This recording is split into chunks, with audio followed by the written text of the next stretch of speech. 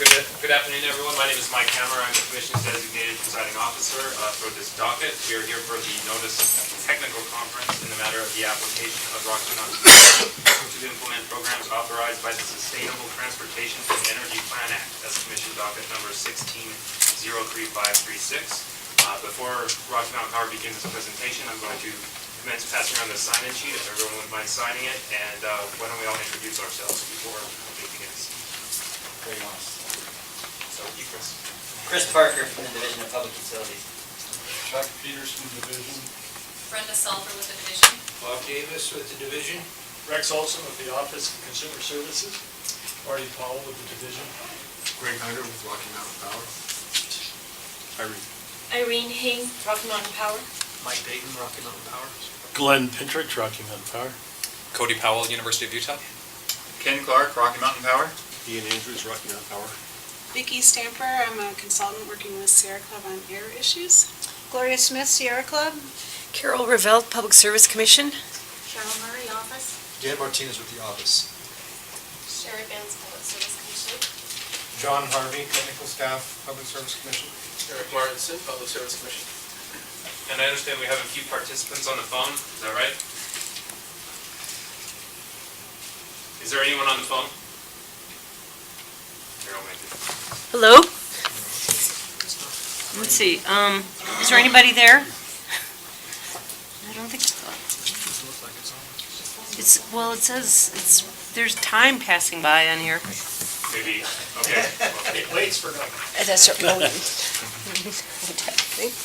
Hello? Oh, is there somebody supposed to be on? I believe I one think person. there's a couple people in the office that we're gonna dial in too, so. Okay, Bob well, Wiley should be here, and Dan Solinder. well, Pacific Core. do you want to call, can you call your consultant and see if No, we they're... don't have to. We don't have a Oh, consultant, oh, it's okay. just- We are, I should say we're live streaming this on the internet, so people might have put their phone on mute or stepped away from their desks. Which is good. So, unless anyone has any other preliminary matters, we'll turn time over to Pacific Core to begin its presentation. Okay. My name's Ian Andrews. I'm the Director of Resource Development for Rocky Mountain Power, part of Pacific Corp. The two topics we're going to discuss today are our clean coal research projects and our neural net optimization tools, all under the clean coal research topic under the STEP program. We've got a couple of folks from our corporate staff, our engineering staff, and our plant staff who will participate in this. So we will sort of tag team this effort. And just for those who aren't familiar with it, the Clean Coal Research Program in the legislative language is a program to investigate, analyze, and research clean coal technology. And the budget is $5 million spent over a 5-year period. It doesn't necessarily specify $1 million per year, so we've kind of averaged at that $5 million with certain front-end expenditures in the beginning. As we started this effort to come up with the Clean Coal Research Program, we kind of put together a group of folks from a variety of state entities, which we'll discuss here in just a minute, and we kind of outlined what our preferences were, what our objectives were, and what the requirements were. And this was somewhat of a challenging because when we talk about clean coal, that means a lot of different things to a lot of different people. So we wanted to try take a variety of different approaches and also kind of touch on a variety of different areas so that we sort of allocated the dollars effectively and across a lot of different areas. So our preferences, we really did want to do hardware demonstrations to the extent that we were capable of doing it. We wanted to advance existing technology or push it forward. We also wanted to focus on kind of Utah-centric technologies, and to the extent we can, we want to leverage available funding. And so there are other aspects of our Clean Coal Research Program that kind of get to that. For this particular case that we're going to talk about today, we don't have any funding that we're able to leverage. We want, again, the objectives is to benefit customers and advance technology and any kind of commercialization efforts, and to the extent practical, we want to reduce emissions And for one of the projects we're proposing today, clearly the neural nets is that's our focus, and we obviously have an expectation that we're going to have prudent expenditures. So our process to engage our stakeholders is we pull together a clean coal research team that consisted of our Hunter and Huntington plant personnel who are directly affected with a lot of the NOx emissions here in Utah. Our technical services group, which we have Greg Hunter here and Mike Dayton. And Glenn Pinnerich, by the way, Glenn, why don't you raise your hand? Glenn is he's the plant engineer for the Huntington plant. We pulled together quite a bit of academia from BYU, University of Utah, and Utah State University, primarily from the chemical engineering and mechanical engineering groups. Participants from the Utah Office of Energy Development, USTAR, the EGI, Reaction Engineering, and a company here in Utah, Sustainable Energy Solutions. So we pulled together a variety of workshops to identify where we wanted to focus these dollars. And as outlined in the actual application, that summarizes the areas of research that we came up with through the process. And we also had a variety of NOx-controlled webinars that we were put together, and that's, if one wants to go investigate that, that's under the Power Plant Air Quality Decisions topic. So for today's discussions, the topics are neural net controls, in which we are proposing to do a demonstration at our Huntington Unit 2.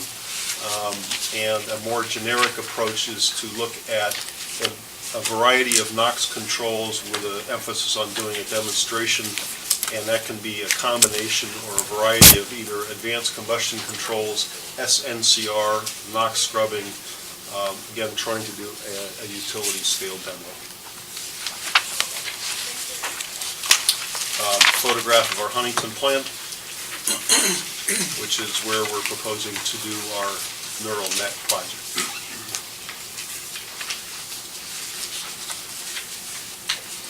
So again, this is our neural net optimization objectives. Mike, if you don't mind, I'm going to probably just pull you up here front and center in terms of what our objectives are. And one thing we want to kind of get clear here is we've got some numbers that we've put forward here of a NOx emissions rate of 0.15 pounds per million and maybe a pretty aggressive improvement in the heat rate. And we want to say these are targets. We're not in any way suggesting we're going to be able to get there. They're just targets we're putting forward because this is a research effort. So Mike, would you kind of, and between you and also you can pick on Cody as well, to kind of work through what a neural net is, how it works, and what we hope to accomplish by this effort. And Cody will also touch on how this is a research project and somewhat different than other neural net applications that you may have read about in the press. So a lot of what I'm going to highlight right now will be discussed later in these slides, but neural optimization for combustion has been used across our country in a variety of boiler types. Utilities in general are a little bit hesitant to advance it as far as it could be advanced because there's potential risk, cost. Here we have the opportunity to systematically, with the help of the university, with a scientific method, to go through various processes and tweak and tune a neural network and to see what sort of performance we can get out of it. A neural network, it's somewhat misleading, the name neural network. It makes it sound like it's a real brain. It models ideal conditions, and then when you ask for it to find an ideal condition, it has a model and it applies that model. So without getting really deep into the roots about how a neural network works, that's kind of the basic. We want to employ inputs that haven't traditionally been used, flame scanners that are existing on our boilers right now that kind of gives us an indication of flame intensity, cold flow, typically not used in neural networks, a detailed CO grid in the back pass to measure CO. CO is a very good indication of overall combustion efficiency.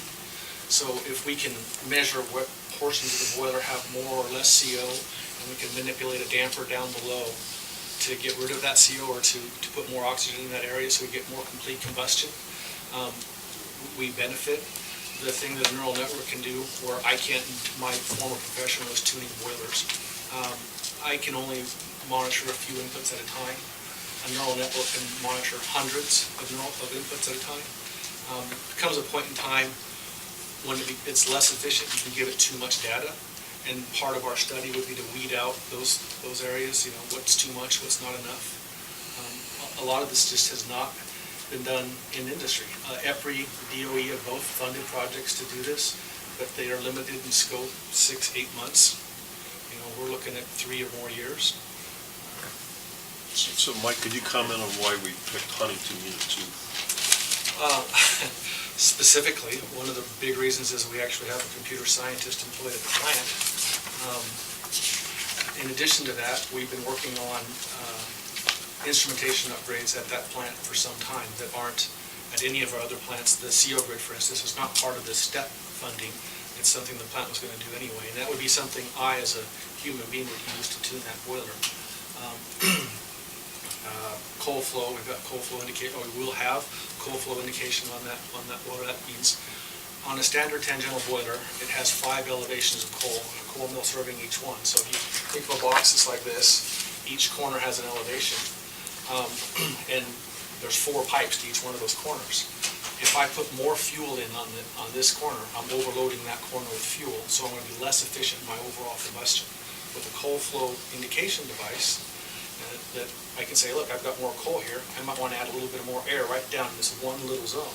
And the neural network can see the coal flow, say, yeah, we can give it a little bit more air, and monitor that. Whereas I could do the same thing, but it would take me years, to get the same sort of result.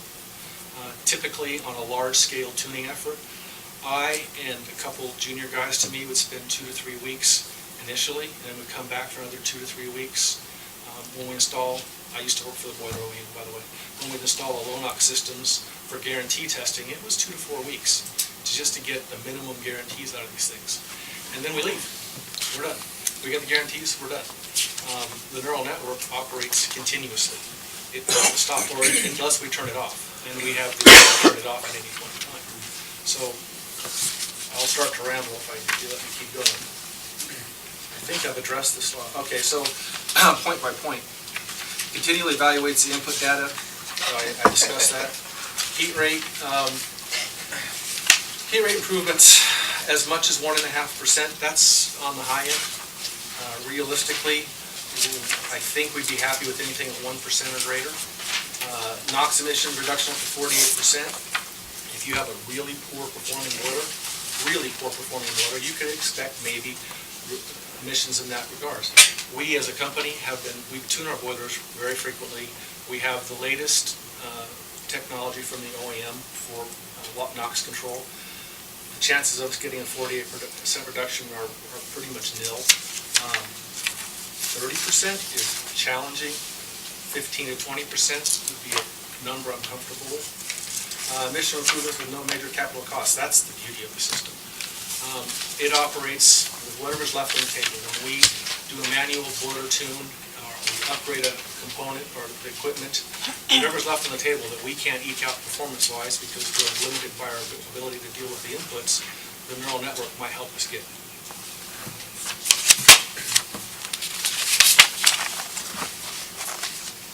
So the slide's supposed to illustrate a controlled process as opposed to a not controlled process.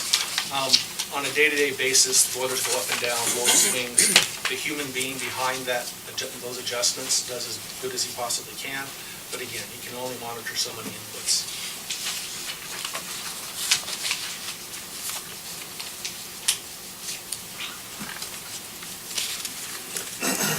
Cody, you want? Yeah.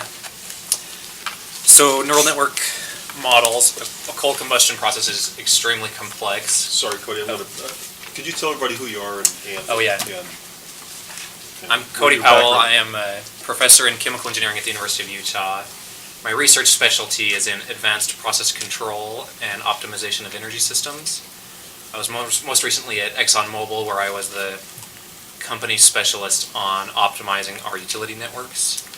So we produced our own power on site, and we had a very complex steam system that had miles and miles of steam piping going all around the complex. But we could actually come in and build what are called first principles models of each component. We could use those models to optimize our system, but the coal combustion process is so complex that it's basically, and at Exxon we had a team of probably 20 to 30 full-time engineers, most of whom had PhDs, that would be constantly looking at these models, making sure everything's working robustly. Whereas a neural network has a mathematical structure that allows it to sort of work autonomously. It can learn complex process behavior without requiring thousands of man hours of going in and figuring out all the physics and chemistry of the process. So real-time optimization is a term that we use to describe this process of you build a model of your plant, and Mike mentioned some of these concepts, but you build a model of your plant, and that model tells you under which operating conditions is your plant going to be performing optimally. So you can have an objective to minimize emissions, so in this case NOx, or to maximize efficiency, so in this case getting the best heat rate you can get. And that model basically gives you predictions of how the plant will perform. So there are some interesting aspects to this project that are, for me as a researcher, that I think are really interesting, and I think we'll cover later in the slides. We'll be getting a turnkey solution from a software vendor who can come in, who has done several, I don't know exactly, many of these installations, and definitely knows how to do this for the coal combustion process. So there's this turnkey solution of something that we think will definitely reduce the NOx emissions, but then there are also these interesting research aspects. So one of which is, with so many renewables coming online, fuel burning power plants basically have the onus of ramping up and down to accommodate all those variable renewables. So when you're constantly ramping up and down, optimizing gets exponentially more difficult. So you're always trying to minimize your emissions, but if your conditions keep changing on a daily basis, then it's hard to remain optimal. So one of the research aspects that we'll be talking about is what's called dynamic optimization, whereas instead of just optimizing for now, assuming that everything's going to be constant for the foreseeable future, we would try and use predictions like weather forecasts or megawatt ramp rate predictions for AGC, to use those predictions so that we're optimizing from now over a time horizon instead of just right now assuming everything will stay constant. So we will use University of Utah engineering students, and the nice thing about this software package is that it's going to be turnkey, but it also gives us a lot of room to adapt and to tune it to our own needs and to explore new ways of applying it. Can I ask you a quick question? Yes. So once it's installed, you'll change the operations of Huntington 2?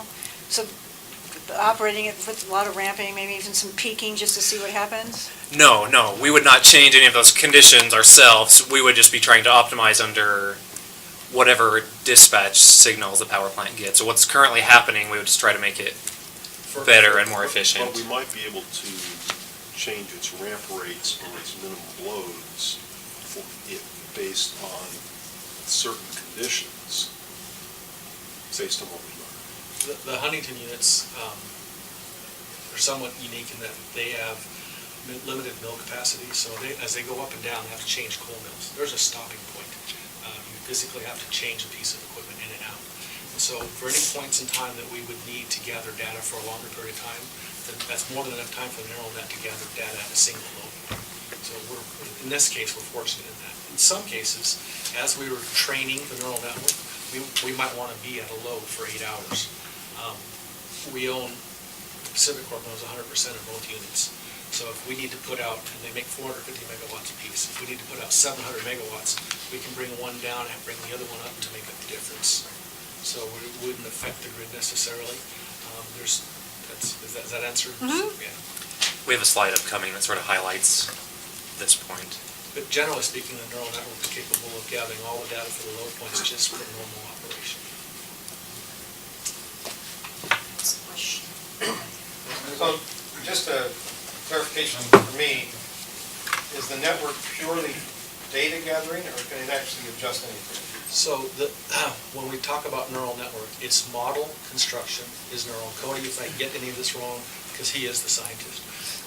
If I get this wrong, the model is neural. It generates a model as a neural net. As it applies the models, that's between algorithms and fuzzy logic. It uses a mixture of both to apply those. That's good. But it can adjust. Yeah, there are some systems that would make a recommendation. Those are an optimization systems that makes recommendation to an operator. This system actually can go in and make the change in the control system itself. So it is closing that gap, and from the operators there, it can see what's going on, and for some reason, if he doesn't like it, he can change it, but It doesn't take the operator out of it. it does not. It only operates within the bias function of the existing control system. So everything we operate on has a curve. The amount of air to fuel ratio we have in the boiler has a curve, and that's a fixed thing that we can't adjust. And the operator, the individual human being on the board, has a control bias, so he can go plus or minus a little bit on the curve. That's what the neural network will operate within. We might find that we need to change our curves because the neural network seems to go more this direction, and we can do that temporarily to see if that benefits the neural network or doesn't benefit. But it doesn't have any more capacity beyond bias function of our existing control.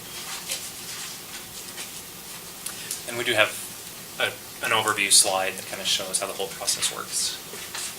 And the purpose of this slide is kind of indicated on a very high level. There are a lot of inputs. The coal combustion is not just throwing in coal on top of a stove and add air and everything works out. But there are a lot of factors. And Mike, maybe you can just talk really briefly about in a wind box how many dampers there are and how many pieces. I mean, there are a lot of moving parts in a tangentially fired unit. So I wish I'd have illustrated this because I didn't anticipate this question exactly, and brevity is not my forte.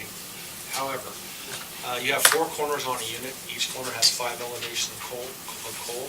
Each one of those coal elevations has an individual damper. So as the fuel goes in, there's an air damper that controls air right there.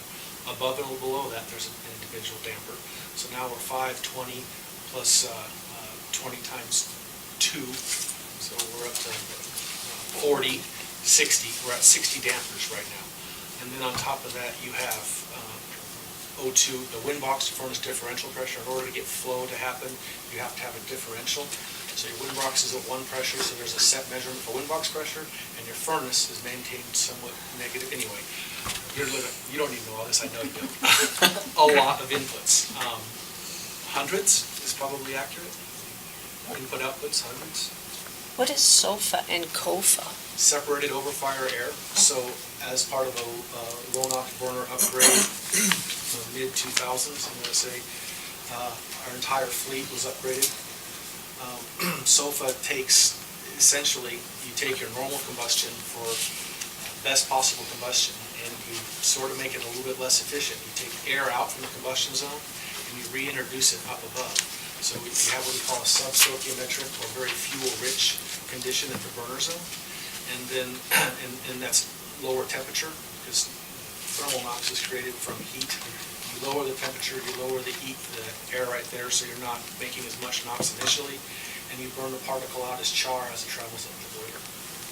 Again, probably more than most people do. And COFA is closed coupled over fire air. So both of them are over fire air. The closed couple is directly coupled to the burner zone, whereas the SOFA, separated over fire air, is based on a ratio of furnace size, specific elevation above the burner zone. So for our next set of this demonstration, we'll bring in the side view of the boiler. Yeah, absolutely. For some, I would say tours would be the better way, but that's a little hard to organize. Okay, so this is the overview slide I mentioned. So this is just how does this concept of real-time optimization work?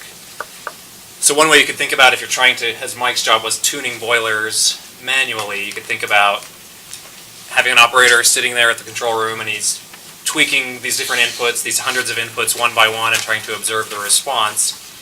That would take a really long time and the plant behavior might actually change before you really get any valuable information out of that.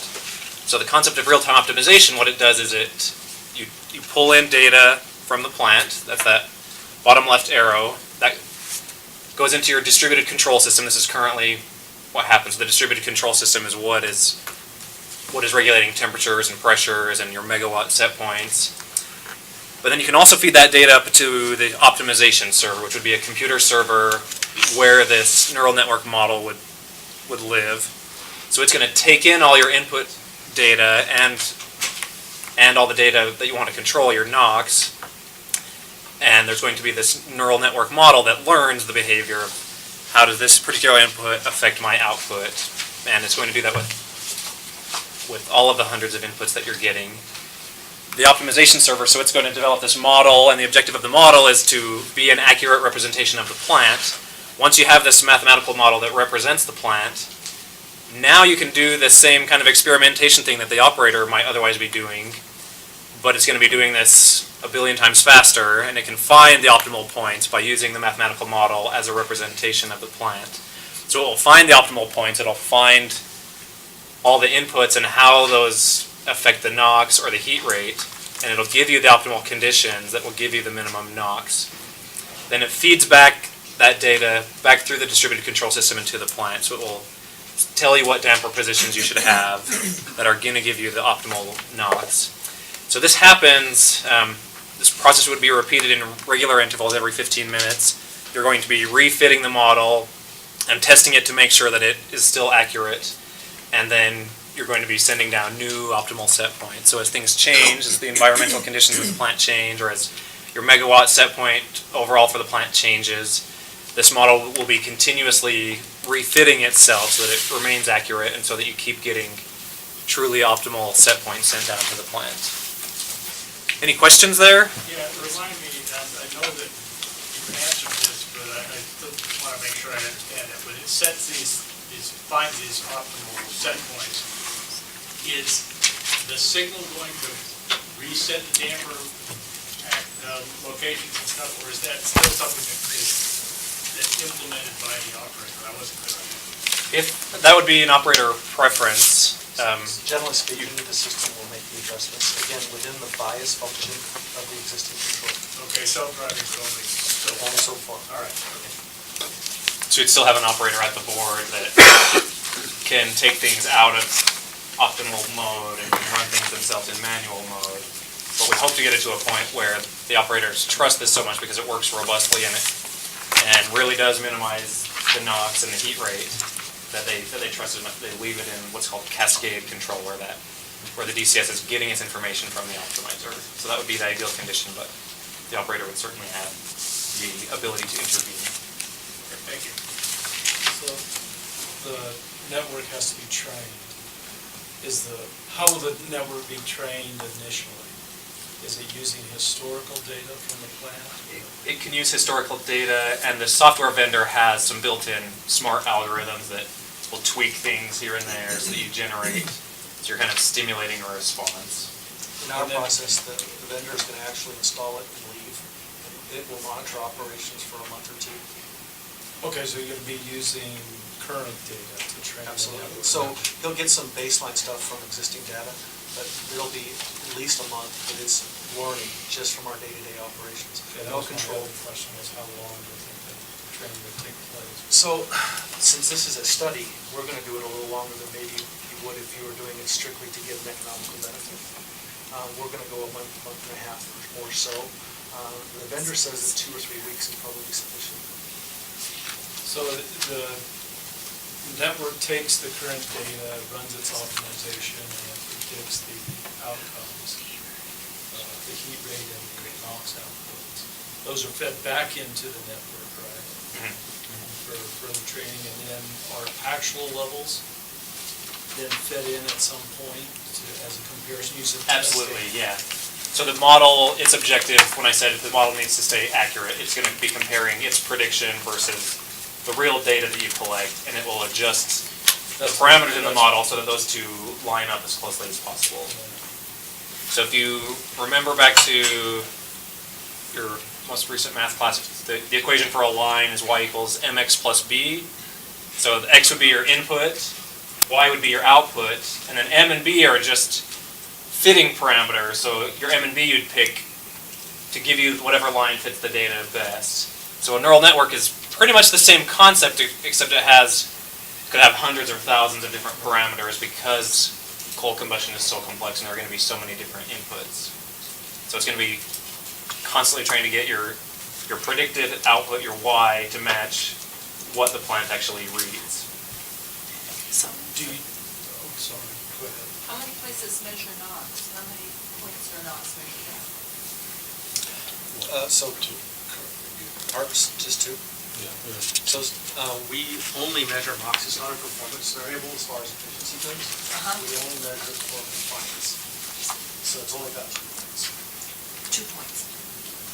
Both of them stacked. Yeah. The inlet duct to the stack, yes. I'm sorry, I just, The inlet duct to the stack. thank you very much. so you said the system is gonna, like, every 15 minutes go through this check for optimization, basically, with whatever the, Yeah, on a regular interval, not necessarily 15 minutes, okay. but periodically. I think in the proposal, it said this was gonna allow the plant to ramp up and down more quickly than if you didn't have this type of system, that if it was just a, Not necessarily. no? It wouldn't, No. so, Okay. We got a slide on the ramping things. Yeah. We just- Okay. we can hold that. Before you move on, I'm just wondering if you know much about the relationship at this point between minimizing NOx and maximizing efficiency of the plant. again, that's, we do that on a regular basis. Right now, today, the operator in that control room, we're on what's automated generator control.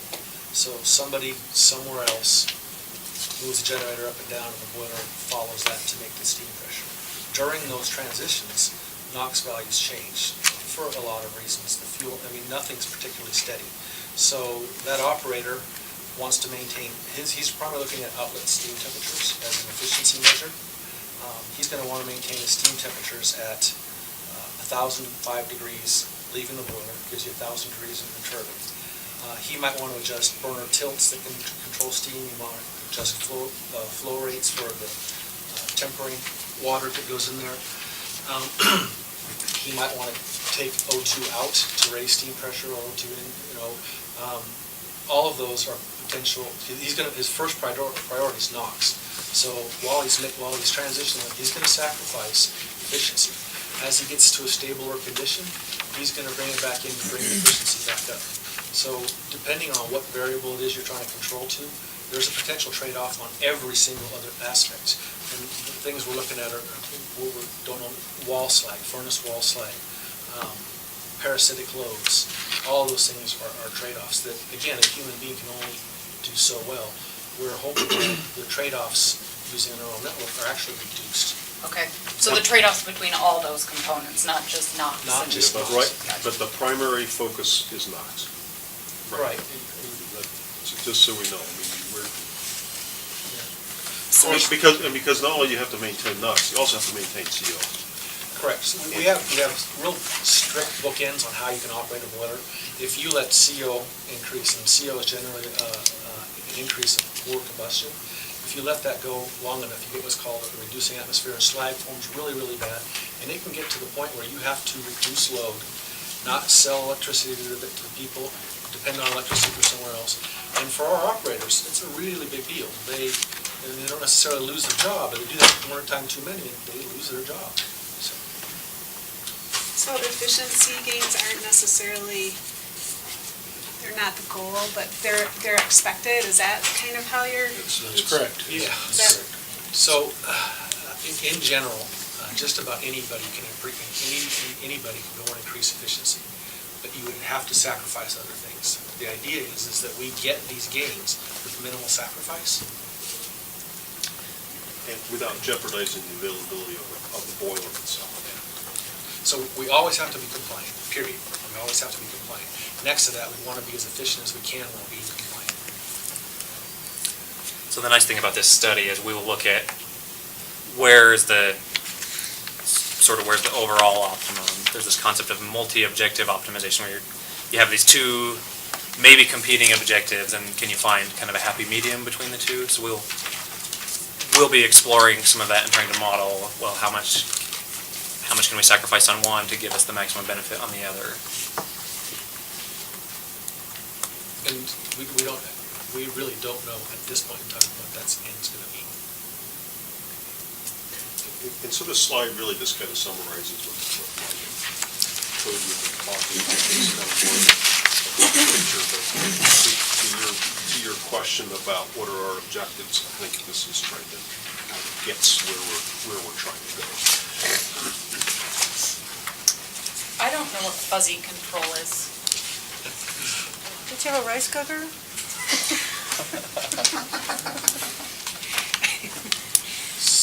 So fuzzy control is so you can have kind of an if-then logical statement in your control system. Typically you'd have a continuous control system where you're trying to regulate a temperature, maybe using like a coal flow rate, for example, and you would have a control algorithm that can tell you, it's going to take feedback from the temperature and it's going to tell you what coal flow rate will give you that temperature. So a fuzzy control is basically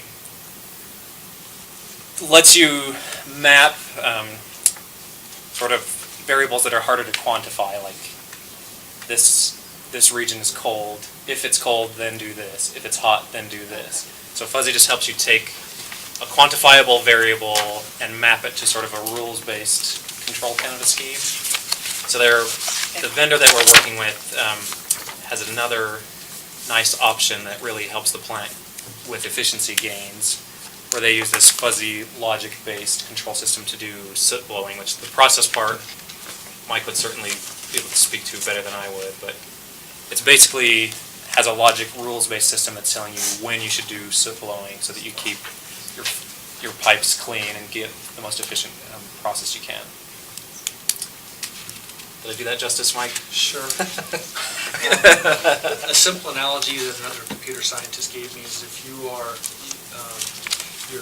your car has a fuel map in it, and it's optimized at two different points. Let's say it's optimized at 30 miles an hour or 60 miles an hour.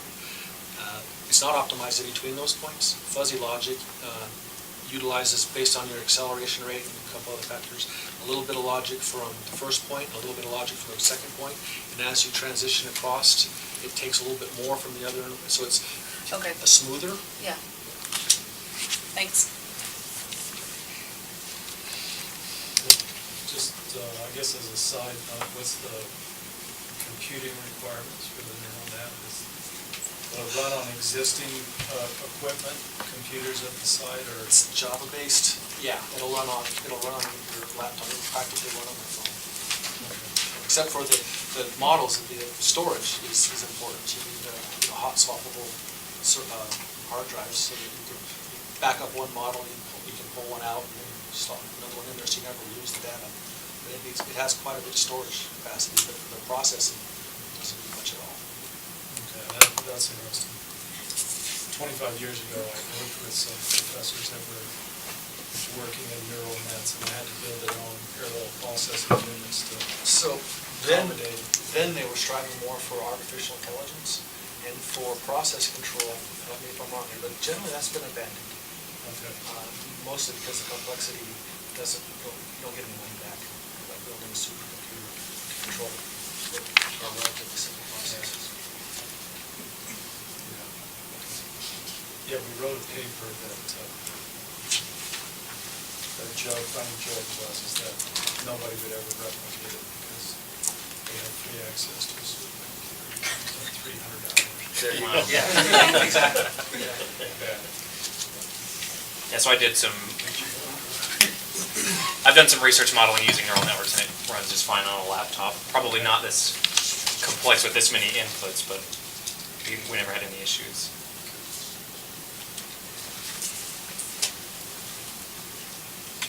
So anyway, this is kind of a big picture of the objectives is we will install the neural net on Huntington Unit 2 and Huntington Unit, the four boilers of interest in Emery County are the Huntington units and the Hunter units, and those four boilers are essentially sister units. I mean, no boiler is identical. Some people say they're never twins, but they could be sisters. So what we learn at Huntington will be applicable at the other Huntington unit and the other two Hunter units 1 and 2. Somewhat. Okay. I said they were, I said they were sisters, not twins. So again, our first objective is to reduce NOx emissions, because we think this is a very low-cost way to reduce emissions, and also gets to some of the issues regarding the dynamics of the plants that we're going to be seeing in the future. And then second of all is to look at heat rate. Third, since this is a package that we'll be buying from the vendor, it will have application for other processes within the plant. Again, that's kind of a third tier kind of option, and that would be our FGD systems and maybe our fan controls on our cooling towers. So could you expect optimization of the flue gas desulfurization system then? It's possible. It's one of the research items in there. But that really isn't going to say necessarily, it's, can you modify where the flows are within the FGD system and use less reagent? That's what we're just concentrating on. Right, or less pumping power. Yeah. So back to the trade-offs, if we had to accept a trade-off to lower emissions, perhaps we could gain that efficiency back by optimizing another process. No guarantees, but we'd certainly want to investigate that. So to optimize the operation of it to be more efficient, not necessarily to have lower SO2 rates then? I don't know. So I'm not a back-end guy, per se. Glenn's got a little more, but I think there's a finite amount with the existing system that you can get out, realistically. Just carry over, you can only put so much chemical in before it doesn't do you any more good. And I think It's a fixed spray system, so the sprays are fixed, and the only thing you can really have a little bit of control over is the flow. Some of the motors do have valves on them, so where you can control the flow a little bit, but you don't want to change it too much because you won't get the spray pattern out. And so we'll have a little bit of control over that.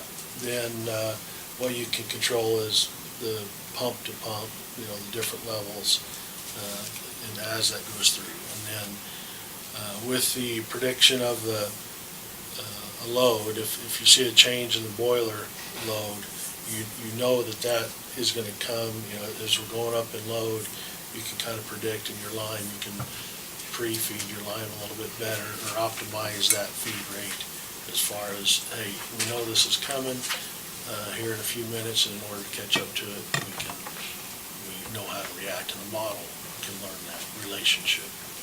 in that regard, we would have probably lower emissions. We wouldn't be thin during that time. And as we mentioned before, part of the reason we picked Huntington Unit 2 is because we are, putting some specialized instrumentation, kind of unique instrumentation on that unit that'll kind of help.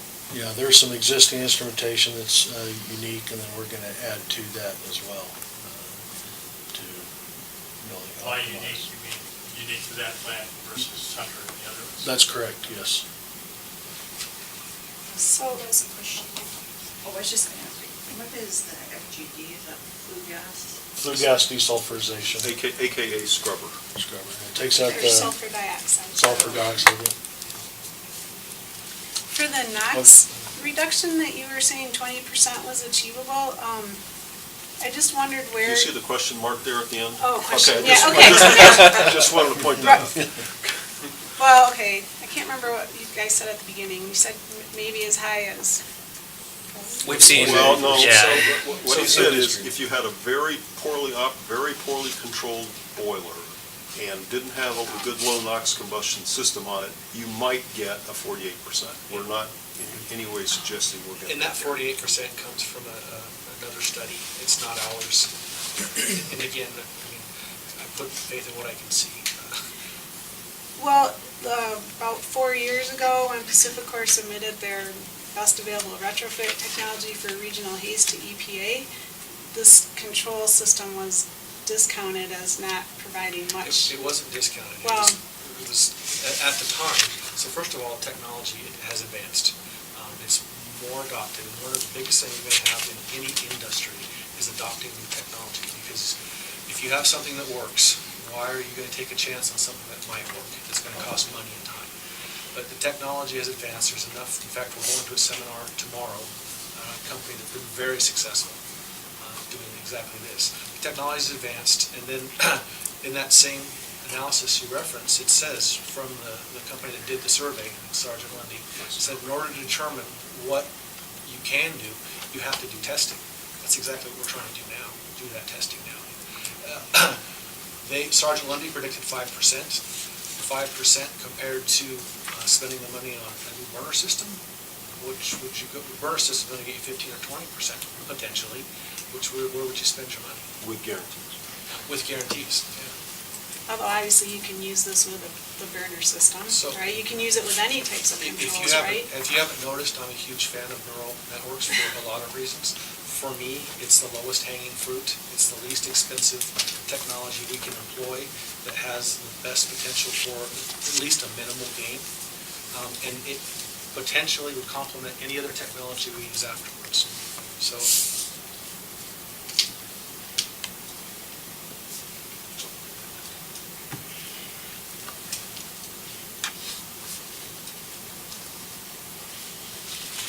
So I think we've actually kind of addressed probably all of these research objectives that we're going to do with Huntington Year 2.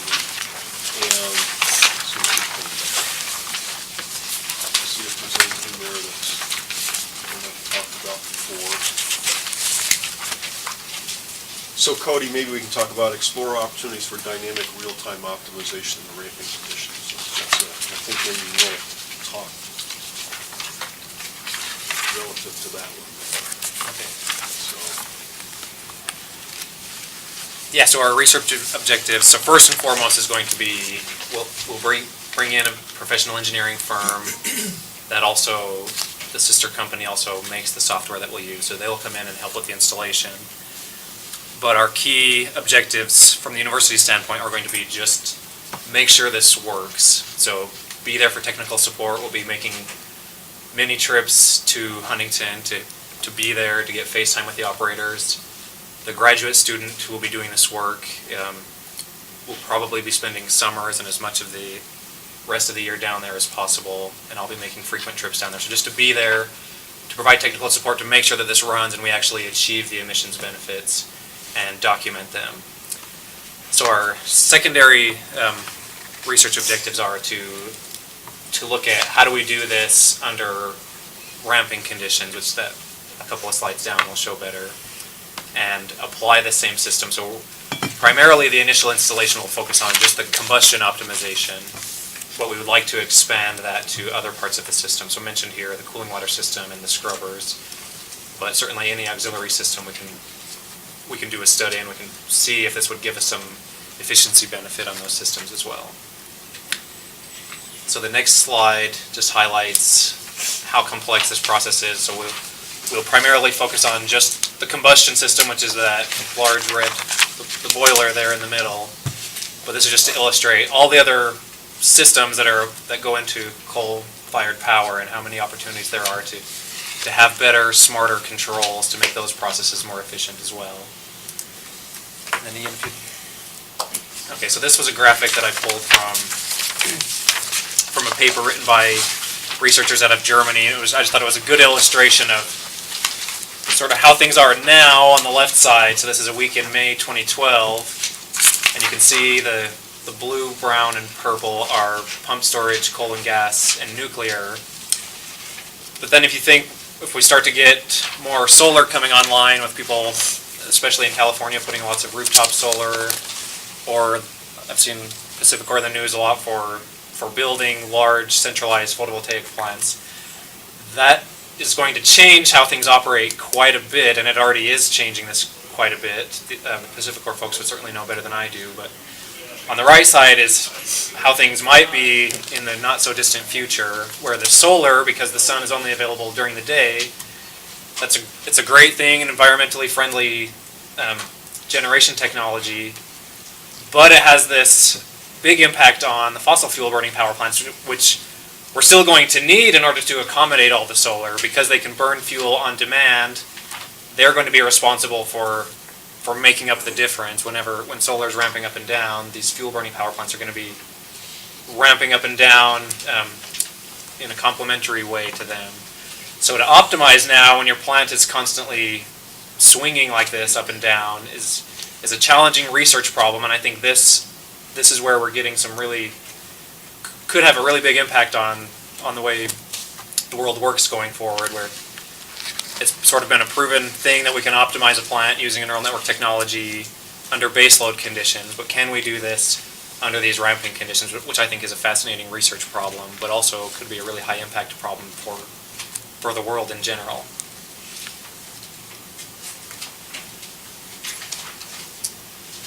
So, Glenn, you're been tasked with being the project manager for this. That just happened, by the way. So Congrats. maybe you can talk about who all the different players are and what parts they're going to be doing in this. So at Huntington, we have an engineering staff, and as Mike mentioned, we have a computer scientist. He actually he's got his master's degree, and he did some work on neural networks during his master's degree. He'll be fully engaged with this, and we also have a controls engineer there as well for the DCS to integrate the systems, as well as some technicians, on the instrumentation and on the computer systems as well. And we'll have support from our corporate office, Mike Dayton, and also some controls people from Mike from Salt Lake office as well. And then University of Utah, Cody will be fully involved with also with a graduate student or two. We'll be there we have an office set up for them in the control room where they can work out of and really work hand in hand with the operators and really explain to the operators, hey, what's going on? Is this what you expected to see? Is this going in the right direction? And really get feedback from the operators as well. Is this, meeting what your expectations are as far as ability to control? Is this a reasonable ramp rate or however things change? Is this, operating this piece of equipment right then? As far as the biases goes and the steps in the biases. So it's really going to provide the operator also with an opportunity to just really understand the system. So, a couple of years, 3 years down the road, when the researchers from university leave, that they feel comfortable enough with the system, that they're going to keep running it. That they're just not, here's system, yeah, it works great here for 3 months, 6 months, and then leave, and then it may or may not run after that. So we really are looking forward to that joint effort with the operators and the grad students. So, and then we'll have the software developer that will be engaged initially quite heavily as far as initial setup and training. They'll be training not only us Pacific Corp, but the grad students as well, and how to really tweak in, get in, and set these models up, and particularly as we expand, as we go to the auxiliary equipment, how we include those and set those models up, and just go on to the next step. So it's that initial kind of training happen pretty quick. So that's pretty much how the team's set up. Can I ask one thing? How did you decide on the vendor for the software? Did you consider other vendors? There's 4 main vendors. Yeah. There's GE, NUCO, which is now GE, Siemens, which has a very limited U.S. base, Emerson, which is the vendor of the control software that we currently use for boilers, and then there's Tabor or Griffin. Griffin has been around a lot in one form or another for over 20 years. NUCO has been around for nearly as long, and at one point in time bought out a portion of what Griffin used to be, which is called Pegasus.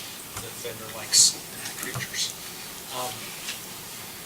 Emerson, although they're a controls company, they offered some products 10 or 15 years ago that were problematic. They have advanced, and they're a close second with regard to Griffin. And then Siemens uses a proprietary system that counts on a thing called Zolobos, which is an in-furnace gas measurement device. It's infrared. It measures the gases, and they have a specific process. of the four that I just mentioned, only one of them allows A, third parties to come in and operate their stuff, and B, us, the owner of the license, to manipulate their software. The only thing that we cannot manipulate or have access to is the kernel, the neural network kernel modeling portion. Every other aspect of it, we can modify to our needs, whereas nobody offers that. And the best part, in my opinion, about Griffin, can't tell I like them, is that they not only say you can, but encourage you to use, including their competitors, to use their software and optimize your boiler.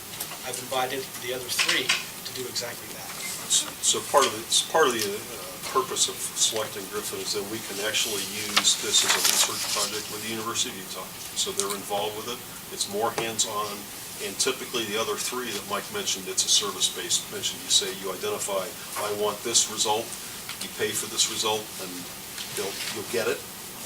And as Glenn mentioned, then they leave. We're not saying that they don't work, but in terms of what we're trying to accomplish here as a research project, we really do think this is the appropriate selection for a vendor. I would say that any of them could be a potential solution for other utilities, for other purposes, but as a research project, Griffin is a clear winner. We have a little matrix to kind of decide that. So when you say you don't have access to the inner workings of the network itself, That's his patented portion. do you understand, or they give you an overview of how their neural network actually operates? When I say I understand, I say more accurately, I have an understanding. Cody probably won't say he understands. I would say that's sort of the network of, sort of the idea of neural networks is that what's going on in that model, like I mentioned before, there are hundreds or thousands of different parameters that can't really understand what's going on in there anyway. There's certain off-the-shelf software that I use for research that you fit a neural network and you understand the concept, but getting into each individual parameter is just, there's a reason computers do this and not humans, that it's not really necessary to know the inner workings of what's going on in there. So I'm totally comfortable with it. Well, somebody I at guess, some point had to program it. Somebody understands. That's what I'm getting at. Yeah, and I've programmed my own neural network. So if the neural network isn't performing the way you thought it was, then does the vendor come back and say, look at it and say, well, maybe we can tweak this or that? So as part of the proposal, we're asking for a support agreement and then an annual fee that he comes in, we call, and he's there. Absolutely. So the concept of neural networks isn't proprietary. You could code one. Right. Yeah. So the way he's Do got. you happen to know Dr. Johnson at Utah State? I do not. No. Which department? No, I'm not sure. He's got his degree in economics, but I think he works in IT. I'll have to look him up. John Johnson. Is there anything confidential in this presentation? No. But some of the other, Sierra Club asked for some feedback on certain things, and those would be confidential. No, I was just No, wondering. I just- I do know a professor up at Utah State, and I was just wondering if it would be okay if I just forwarded this presentation to him for his interest. So didn't Utah State's been invited to this, right? We, as part of our three academic groups, USU also participated in our clinical research group. But to me, it's big. USU is big. So we've, Mike, you may want to talk on this, is just about the instrumentation that we're putting in there. Kind of makes it unique for Huntington Unit 2, and then what this particular product, how it's been used at Ameren. It really is kind of the poster child for neural nets. Do not take these numbers to the bank, but it's a good story. So again, in fact, Ameren doesn't have a CO grid. Ameren's been doing this for more than 20 years with multiple iterations of neural networks. They've used NUCO, they've used Pegasus, they've used this. They currently use the Griffin system. They are by far the leaders in the usage of this technology to reduce NOx. They're achieving in-furnace reduction at 0.08 pounds per million BTU thereabouts. And I believe that there are, with some consistency, getting as low as 0.07, at least on one of their units. They do fire a different fuel than what we fire. It's typically a lower NOx fuel. So for that reason alone, we could never expect to repeat their results. But they are a good place for us to start. And in fact, we're going there, we're headed out there tonight. Do you know roughly how much of what percentage of their fleet is using this technology? This is one station, Yeah. Rush Island is one plant. So at one point in time, out of 14 boilers, 2 of them were SANS neural optimization. And I couldn't tell you what, when I come back, I'll be able to answer that question. But for the most part, most of their fleet, is that a fair enough answer for now? Yeah. So But they also may have different CO limits than we have to live with. that's another factor. Which is a big deal about what kind of NOx level you can get to. Absolutely, because less air means less NOx. Right, yeah, less, you looked at me funny for a minute, what is it? Okay, less air means less NOx, and it typically means more CO. And if you don't have a CO limit that you have to attain, you can take almost all the air out, or all the extra air out. So there's some differences there. The instrumentation I've already discussed is the fuel instrumentation. One of the things, the Hunter and Huntington plants, they're at high elevation. They use a mill that's referred to as a suction mill. Never designed to be operated to be used at that elevation, but back in the 70s when these plants were built, low dollar ruled, and the mills were available, and that's what was installed. And it cost millions of dollars, millions and millions to replace that entire fuel system. We can change the control scheme on those mills to a more modern control scheme. We would probably employ, in order to do that, the fuel flow is important, and airflow. And some of the devices we're going to install are going to give us both of those. That's one thing that we can do. We would probably use the neural network separately for fuel control, but we have the license to do just that. We can implement a control scheme, a neural control scheme for the mill, or the fuel processing and delivery control by itself. The CO grid, again, I said if you move one damper down here, it might affect CO, leaving a square duct up here. Having that pinpoint grid, we're looking at a 12-point grid. Yeah. 12-point grid. In our fleet, there's nothing comparable. And in most fleets, we usually see those measured at 1 or 2 points in the stack. Bringing in flame scanners, scanner intensity. So every flame elevation has a scanner, and as the flame blinks in and out, more or less intense, provides a feedback. So if we want to, we could play with a little bit more air or a little bit more fuel to make that a steadier stream and see how that reflects on efficiency. Any questions on that side? Did you say Huntington 2 is the only one that has that CO grid? No, it doesn't have it yet. Oh, it doesn't, it's going to? It's going to. Okay. Ideally, in my world, when combustion efficiency is my job at the company, every unit would have that, but it costs and I have to prove benefit. And he can get the same result just by doing a lot of testing. Yeah, I'm 52. I think by the time I'm 70, I can probably come up with this. Is that CO grid part of this, like, project cost then, or is No, it something? Huntington is paying for that on their own, separate. As with the fuel measurement, the primary airflow measurement, all of those are Huntington issue, or not necessarily, that complement this, but Huntington's paying for those.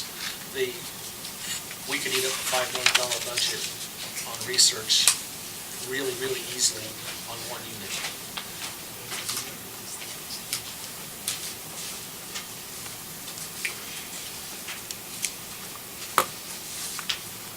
So for this slide here, we're kind of trying to address is, if neural net's going to accomplish all of these wonderful things, why aren't they employed everywhere?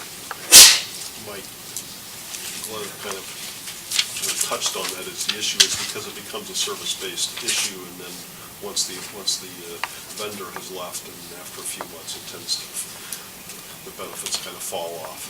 And instrumentation, instrumentation has to be kept up. So there's another area where it's been challenging to keep these working well. requires an awful lot of data, and the data has to be good data. So a neural net is as good as the data that goes into it, and if you don't keep the instrumentation up, then you can start doing bad things. So is one of the objectives of the study to figure out just how much these would cost to keep going and then determine whether it makes sense to expand out? Not directly, but that would be one of the end results, yeah. Well, I'm just curious what we're doing. Well, it is to prove it out, and, you know, with the 3-year plan that we have in place, really feel very optimistic this is going to work. I mean, obviously, neural networks do work in some situations on some units, so we're pretty optimistic that through the research and application and dedication to get this in there, that it is going to provide a benefit. So we actually do have a plan similarly to, and it's in the budget for Unit 1. So once we get Unit 2, proven and really see what that end model looks like, what the benefits are, then we do have a plan to go ahead and implement that on Huntington Unit 1 as well. And then not too far after that, the Hunter units will probably be the next steps. Would that be using this same Tabor Griffin software kernel? Most likely. We don't know that yet for sure, but most likely. We get a discount, if you will, by the cost that we invest in this part that's counted towards if we buy a system-wide license. And are those time-limited license, or do you actually require permanent ownership?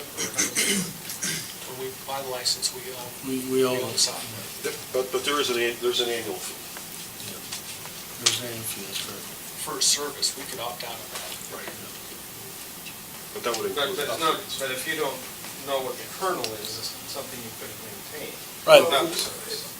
An analogy, if you've got an Excel sheet, you don't necessarily understand how Microsoft put that Excel sheet together. With Griffin, what we have is we have an Excel sheet that's got kind of open formulas, so you can see them, you can go in and tweak them and change them. With the other three, it's more of a protected one, so you put in your inputs, you see what the outputs are, but you don't see what's happening in the middle. With Griffin, it gave us more visibility and more ability to go in and change and manipulate how that's working. And if there are algorithms that we can change to make this better, then we can do that, and then we would own that as we make those changes. There's also third-party software persons involved with Griffin that utilize their software to do other processes existing, and we can hire those people to modify, because Griffin markets it as a tool kit. It's not just a neural network, it's a whole kit of applications that you can utilize. And you can hire expertise from outside of Griffin to manipulate those for you as well. Is Ameren the only other utility you've spoken to that's done this? It's the only, no. A number of other ones. I only went with people that had stuff that was public data because I didn't sign an NDA. I'm talking to people in the industry that I know personally. So I don't want to expose something that I wasn't supposed to talk about that may have been confidential. So some utilities are using this in secret? Not in secret, no. But their results, oftentimes utilities compete against each other. Right. Sometimes they don't want to know what the competitive advantage is. I was fortunate that I worked in multiple fleets, and I have friends throughout the industry. I can tell you the plant, I talked with SRP, Choya, several others that are actively successfully running their own optimizers, and appreciate them. Appreciate them for a variety of reasons. Consistency of operation being one of the keys. When you light off a boiler, it begins to decay. It's a harsh environment. From the moment it lights off until the moment it shuts down, it is decaying. Neural optimizers can compensate for decay. That's one big factor.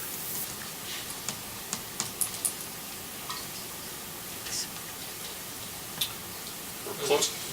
Just in coming out of this study, are there potentially other systems that these could be applied to other than coal? Or is coal the primary When you say other systems, I'm not, you mean other systems within the plant? No, well, within the plan, I think we talked a little bit Yeah, about okay. that. And the answer to that's yes. So, Yeah. when you say other systems, what do you mean? Gas plants. Gas plant. Are there potential uses in terms of? That's a really interesting question. There are, we aren't pursuing those at the moment. Yes, there are. How's that? Okay, absolutely. In fact, I mean, across the industry in general, there's many processes that can be optimized. Yeah, for gas plants, I probably wouldn't be going after emissions. It would probably be going after things like heat rate. I would definitely want to have the OEM connected at the hip in that process, because, you know, the combustion controls on a gas turbine are very, very advanced, and they're very finicky. And I would not want to go put on a neural net onto a GE gas turbine on their DLN system without their involvement. Their combustion controls are very, very proprietary. We wouldn't have the access to them to do that without their buy-in.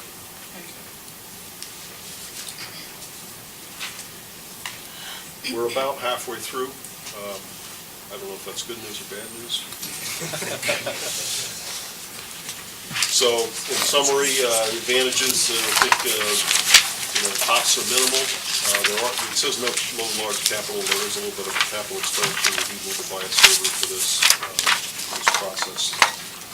Some instrumentation upgrades that the plant's going to be taking on, and it does have application for other systems and other units within the fleet. And that's what we're mentioning, that we think this is scalable to the other sister units for the Huntington units. And we think we're selecting the right vendor, and First University of Utah's right here in our backyard.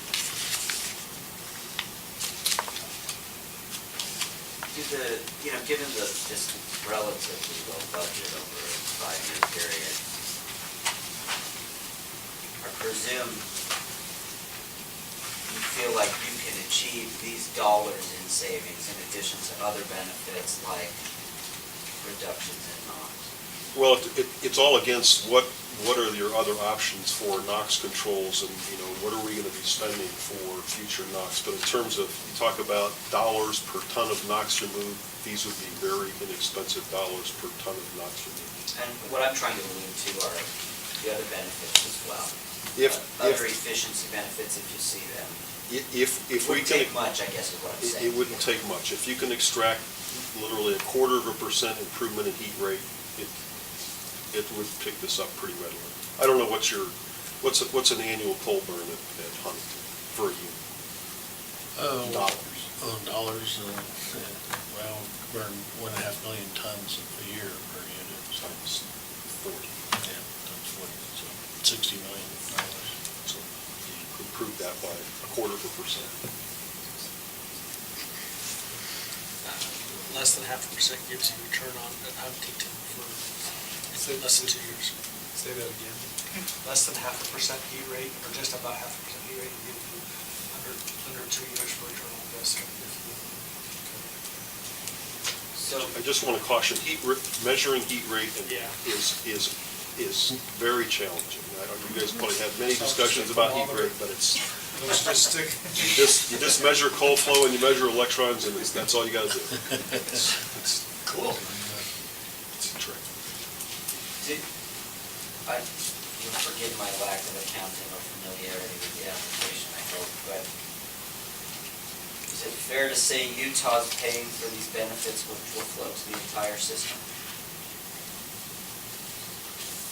First of all, I think our goal isn't necessarily by itself the heat rate. No. Yeah, I would say the benefit is keeping these plants productive and to make sure they continue to operate and to reduce their emissions so they can continue to operate.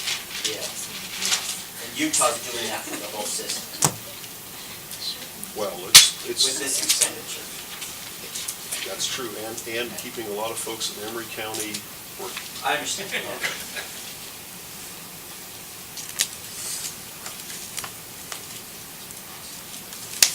So anyway, here, I don't know if anybody wants to get into the more details, but this is kind of the high-level budget that we pulled together, essentially $1 million. And you can see it's primarily focused in the first year is when we want to get the work done. And then the trailing dollars in the years 2019 through 2021 are pretty much the monitoring for the effort. Is the data storage included here in the server for the control room? Or is that? Yes, it would be, Yeah, it's there.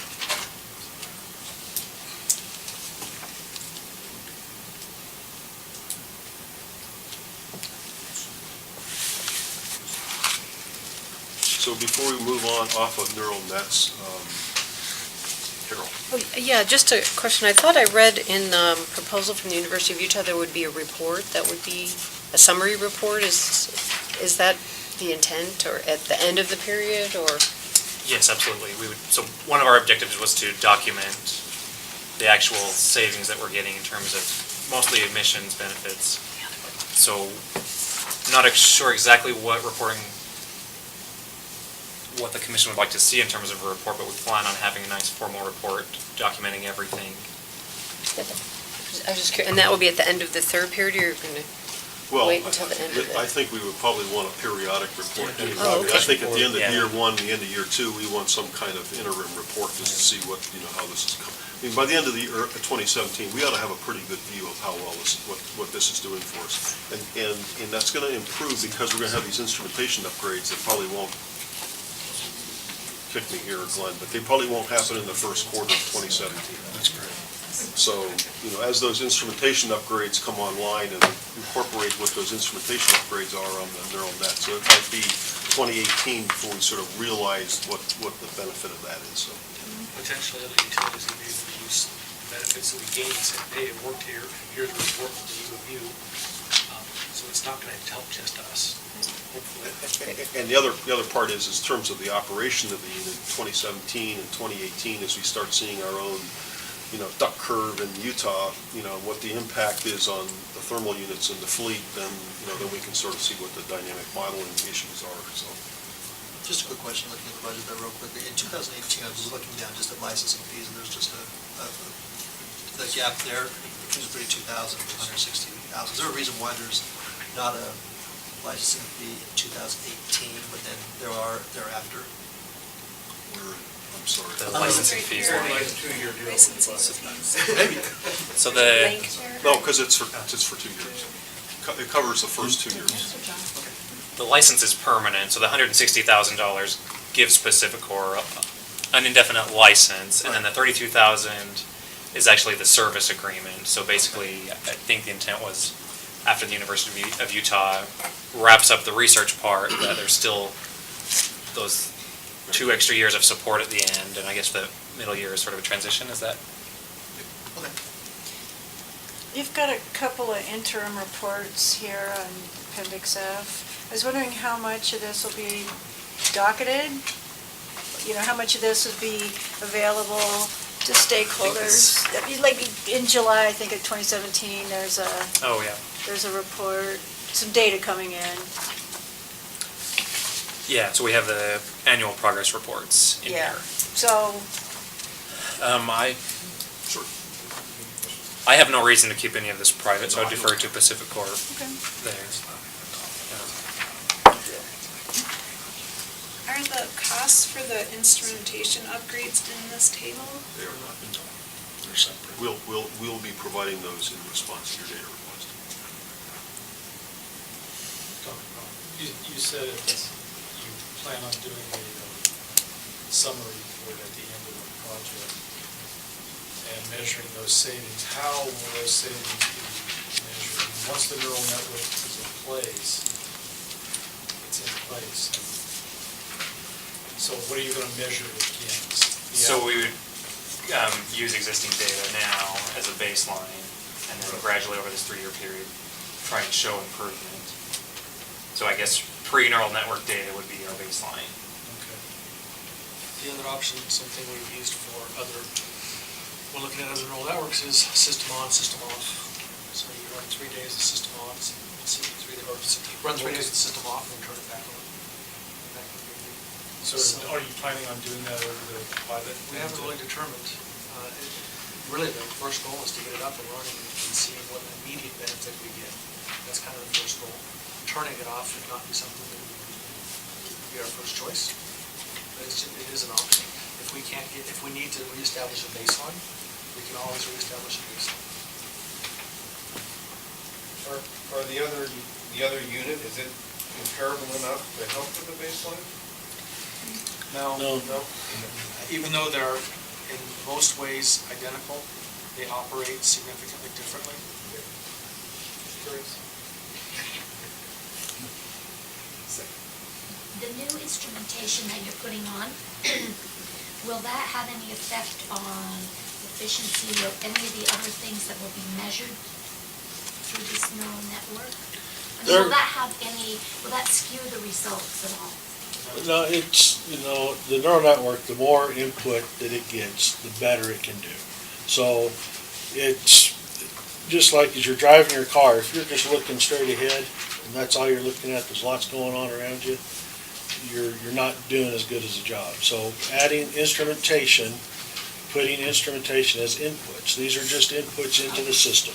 They're not controlling anything, it's just feedback. What's the temperature? What's the O2 level, the CO? It's just inputs into the system. So in and of themselves, you're not going to be able to realize a benefit.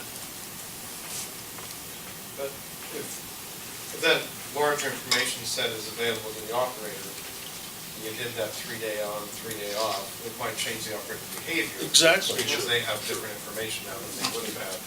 And the other thing that is seen before is that operator's going to learn too. It's going to see the neural network do something. Is when you turn it off, hey, I can do that too. And so your baseline before is really what your baseline is, because you don't ever want to go back down there. And once you get the neural network in and going and realizing some gains, why go back? And if you turn it off, you'll probably not even get back to where you were. Not that you really want to either. But we have a lot of historical data. We do have a lot of historical data.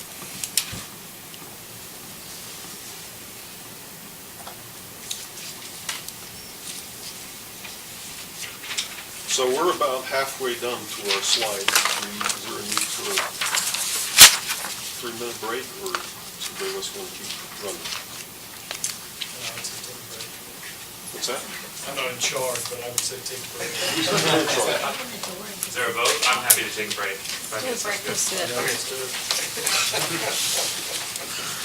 So when he said you're the plant engineer, I thought, I hope there's more than one.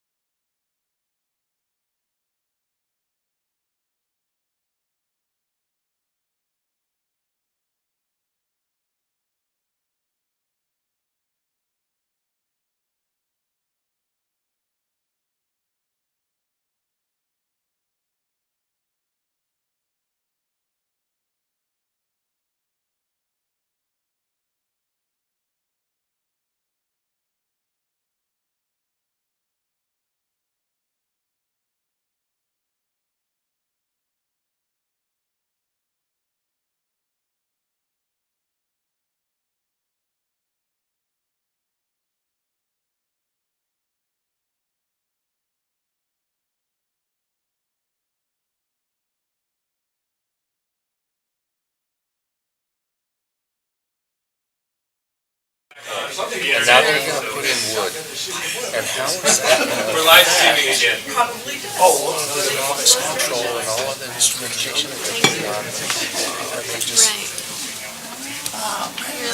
Probably not gonna do it in the same plan. I think part would screw up their study.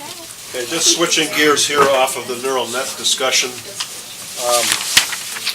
This is one of the other proposals under our Clean Coal Research Program, and it's what we're defining as the low-lux technology, and this is a much broader set of objectives and technologies that we want to look at. It's not that we have picked any specific ones. And what we're trying to do is we would like to do a demonstration of something that is a promising or emerging technology that may result in NOx emissions that are similar to a traditional SCR, selective catalytic reduction. And for those who aren't aware, SCRs has been established as part of the FIP for Hunter and Huntington units from the federal EPA. Not mentioning the price tag. If practical, When did those have to go? well, the FIP says 2021. Now, as you're probably aware, Pacific Corp has taken issue with. Right. Yeah, just couldn't.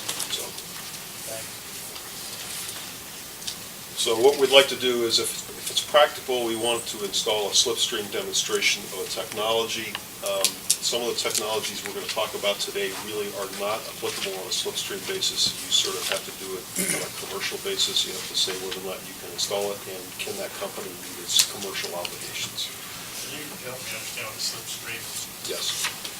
The volume of flue gas in a large commercial boiler of Huntington and Hunter is very large, and so if you want to test something, if you can just take a portion of that slipstream and test the technology with that slipstream, it's a much lower cost, and you still can achieve the same results. So then you realize that, A, this will work, and then you can scale it up to a larger scale without making the investment over a 450 megawatt boiler. Sampling piece of it. Sampling. Okay, good. So that's part of the objective. And the other part is we want to do this through an RFI and RFP process. Over the past few months, we've actually had a number of webinars that have been sort of facilitated by McIlvaine. And if you look at the very beginning of our presentation today, that McIlvaine website is mentioned. And so we've had a lot of technology providers come to us and describe a variety of technologies that they would like us to look at. And some of them have gone into quite a bit of detail, and we've spent a fair amount of effort. And we'll discuss some of those today. And just so everybody's on the same page, we're not naive enough to think that there's this magic technology out there that you can get to an SCR kind of control technology with those kind of emission levels without it being a series of technologies. And what I mean by that is you may have to do additional combustion modifications. You may have some form of selective non-catalytic reduction technology, or there are some other kind of promising technologies that can get to SCR-like emissions levels, but you sort of would do this as parts, not as in there's only one technology which would get you there. Are you also planning for the SCR installations? Can you help me with that question? What do you mean by that? Well, I mean, the FIP is operative, so I'm just wondering if you're also simultaneously getting We would be contracting and- evaluating that in tandem, if you will. If that's your question. We're not going to go through this process and say, oh, geez, none of this will help us get us there. Now we're going to go look at an SCR. Does that make sense? So we want to look at this sort of in combination, in parallel. Does that help? Yes, mostly. Okay, so the key technology presentations that we've had to date are combustion modifications, and there are a variety of combustion modifications that have been presented to us. We'll just describe a couple of them today, and by and large, every single one of these companies consider these modifications to be proprietary or confidential, so we're going to talk about them at a pretty high level. If there is an interest, we can provide the non-proprietary presentations or provide you links to the presentations that were made in the public presentations on the McIlvain webinars. So we had combustion modifications that were presented, a series of presentations by Fuel Tech and RV Industries. Fuel Tech is probably the leading provider of selective non-catalytic reduction, or SNCR, systems in the U.S. A company called AECOM has a mixture of, the terminology, Rotamix and Rotafo and Low-Tox. Another company, APCS, has a PeroxyChem, and both Gore and FL Schmidt have made proposals on catalytic fabric filter bags. So in terms of the combustion modifications, we had preliminary site investigations by essentially three companies, Mitsubishi, Hitachi, Smart Burn, and RV Industries. Mitsubishi Hitachi really is somewhat of a very similar to Alstom / Combustion Engineering, who is the OEM for the boilers at Hunter and Huntington, at least for the Hunter units 1 and 2. What they sort of laid out for us really wasn't much different than what we already have. Right now we have 2 levels of separated over fire air at Hunter and Huntington, so that one probably doesn't have as much going for it.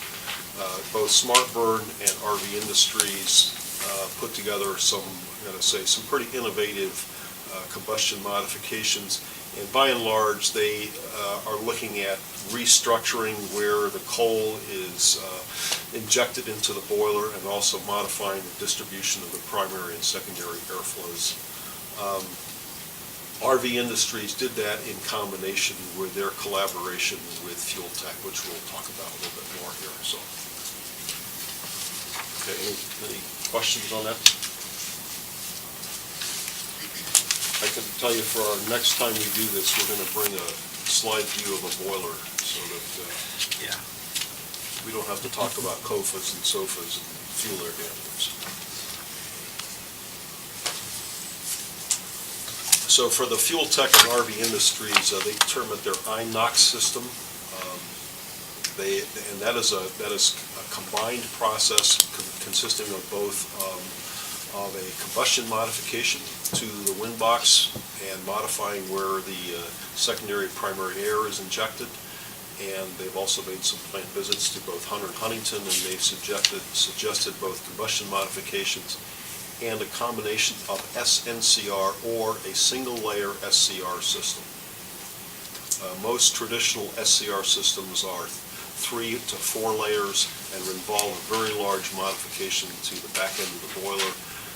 With a single layer SCR, it's a much smaller system, but may have some O&M costs associated with more frequent replacement of the SCR catalyst.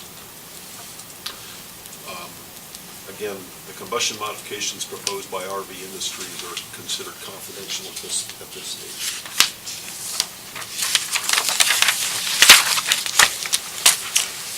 AECOM, they've proposed essentially a 3-part system, what they call ROFA, or rotating over fire air, which is another way of injecting secondary air to the top of the boiler.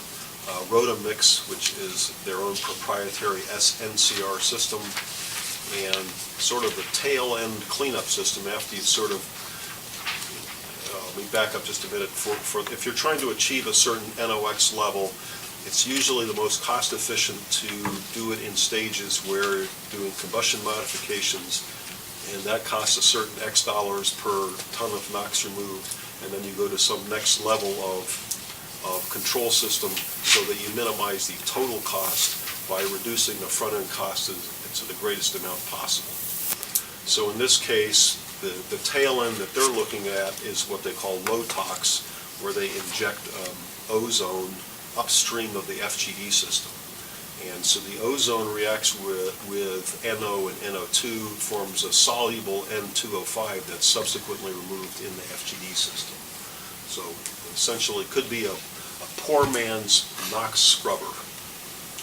Well, the tricky part there is ozone's difficult to come by, is expensive to generate, and so that's where the cost impacts would have to be evaluated, is producing ozone for injection into the boiler, or pardon me, just upstream of the FGD system. One thing they have indicated is this may be applicable to a pilot scale, so that's where it's of interest to us. Questions on this? Does it increase the scrubber waste? No, I can't. No. Yeah. We should-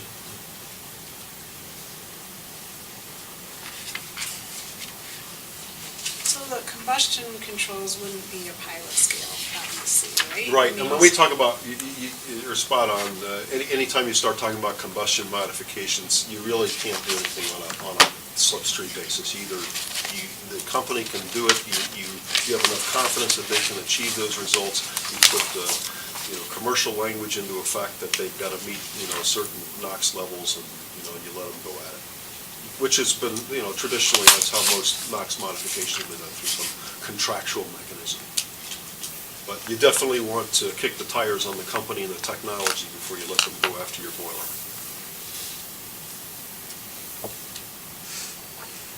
And so, to that point, is that when we start talking about doing slipstream testing, we're going to have to say, assuming a certain level inlet concentration that would be achieved by the combustion modification, you might pick a number like 0.15 pounds per million. And can you get us down to 0.1 pounds per million?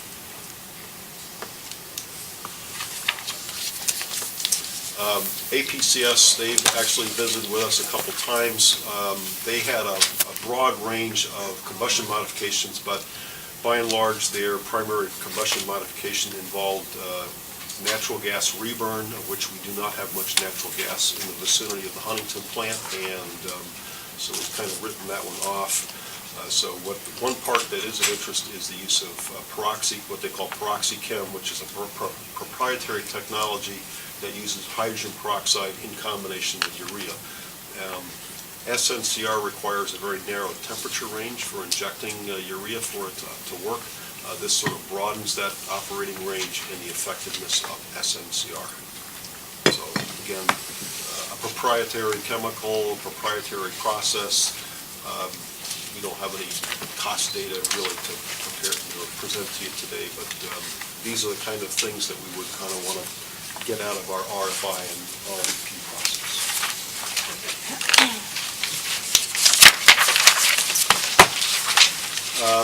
Lastly, and it was proposed by both Gore and F.L. Schmidt to use a catalytic filter bag. Both Hunter and Huntington plants use for particulate control, they use fabric filters, and this involved essentially replacing those fabric filters with a catalyst impregnated fabric filter. We got pretty excited about this at first because it's just, we could just change out the 13,000 filter bags, inject ammonia, and Bob's your uncle. But there was a couple of issues that as we started getting both, and we had both public meetings and one-on-one technical presentations by both these suppliers, and the temperature limits, they need to operate at temperatures probably definitely in excess of 350 and better than 400 and 500 degrees Fahrenheit. We can't get temperatures that high, and they also need and if we do give them very low inlet temperatures, they need very, very low inlet SO2 concentrations. And basically it means we'd have to relocate our scrubber, upstream of our fabric filter, and so this really doesn't have a whole lot of hope for it. But we were really excited about it. For about 2 weeks, we were jazzed. What's an ABS for, on the ABS formation? Ammonium bisulfate. Everybody knows that. Yeah, what's wrong? I just forgot. What about ABS? Me too. Okay, so next steps is we want to get this RFI, RFP process started early in 2017. And from an economics perspective, really kind of the big issue is we want to get some CFD modeling done on the boiler. All of these technology providers want some form of CFD modeling. So that's where we want to get that sort of kicked off. And all of the Pacific Corps folks in the room, they all get to participate in this process, but what we also want to do is get support from the universities to participate as well. So we want to get those folks on board. Which unit are you going to do that on? Great question. I don't have an answer.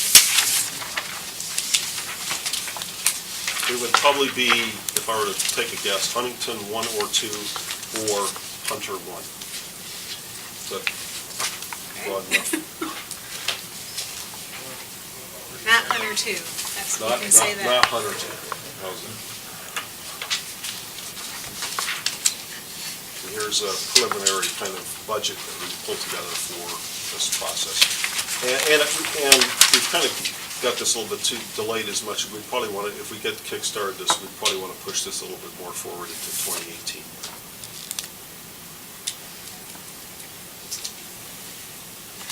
Okay. So that's kind of where we're at on the low NOx presentations. And so the next set of 8 slides is on the Sierra Club questions. And what we're proposing is we'll just sort of answer them here verbally, as we've just kind of taken these directly from the, these are from the informal set of Sierra Club questions. I think there was 12 of them, is that correct? Okay. So, I guess here we are, given the statements made in 2012, what is the difference between the neural net controls priced by Huntington Unit 2 versus this 0.15 pounds per million? And I think Mike has sort of answered that. Technology's changed over, the last 4 years. Not only have we got changes in the neural nets, we've also got changes in the instrumentation that we're proposing. Do you have additional questions on it? No. I didn't realize you were going to answer these at the end, and since people were interjecting, I did try to ask some of these, so. We didn't see these. I don't know if all of them have been answered, but some of them Well, we don't have. think, well, maybe they haven't, but Yeah. we'll find out. Yeah, so, next question. Okay, so in this question, is there a trade-off between low NOx rates and a reduction in heat rate? I think we've kind of explored that a couple of times. So, yeah, the other is, there's always a trade-off.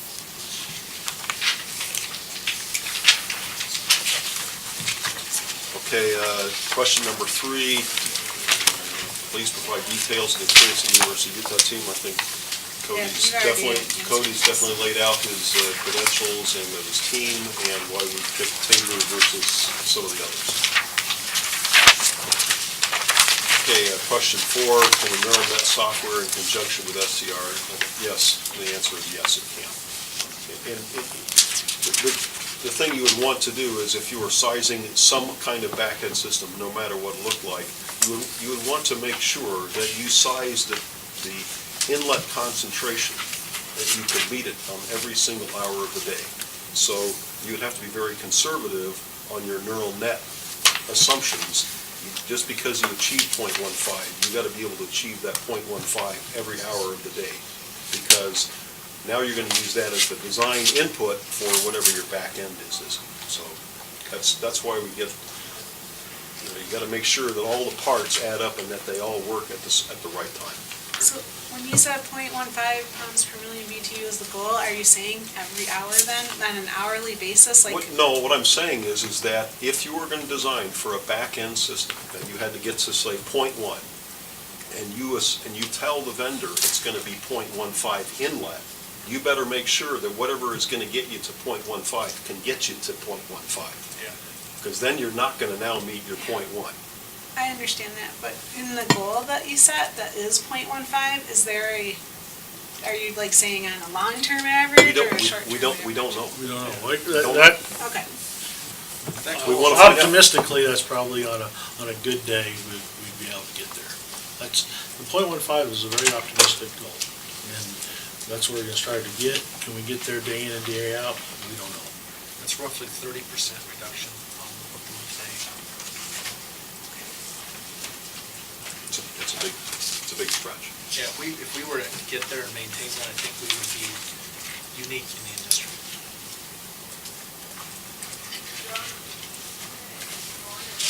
So, question 5, will the neural net controls allow Huntington Unit 2 to operate more hours per year? We don't expect that. We don't expect this is going to change our overall availability. So we don't think it's going to change our forced outage rate, P rates. Not the intelligent soot blowing, I thought that's one of the benefits of that is. Well, we didn't really touch on intelligent soot blowing, but the intelligent soot blowing really kind of is a part and parcel of doing a neural net. Our forced outage rate due to soot blower erosion or slagging is very small. Typically, some of our forced outages have been from fly ash erosion due to maybe coal quality. Actually, some of our more recent forced outages have been cracks due to expansion. And so as the units these days are actually cycling more, you're getting more and more expansion and contraction, so there's more stress on some of these attachments, and that's what some of the forced outages have been. Historically, when the unit was base loaded, it was fly ash erosion because 24/7 we were putting this fly ash through at fairly high velocity. Now that has come down and we're cycling and we're seeing different types of forced outage or reasons for forced outage due to unit conditions. And so this neural network and soot blowing really isn't going to impact that at all. Won't it help optimize the boiler to maybe, I don't know, will it help address that? It could potentially reduce the incidence of soot blowing. What Glenn's saying, so 10 years ago, we were popping more tubes fleet-wide because of soot blowing, but we've taken a number of initiatives since then to reduce that down to pretty close to as low as you're going to get, even with the soot optimizer. So we're on 4-year outage cycles. We know where we blow, we replace that material. We don't blow beyond what that material is going to erode in that time. So unfortunately, the benefit that may have been realized 10 years ago by reducing soot blow instances isn't going to be the same benefit we realize today.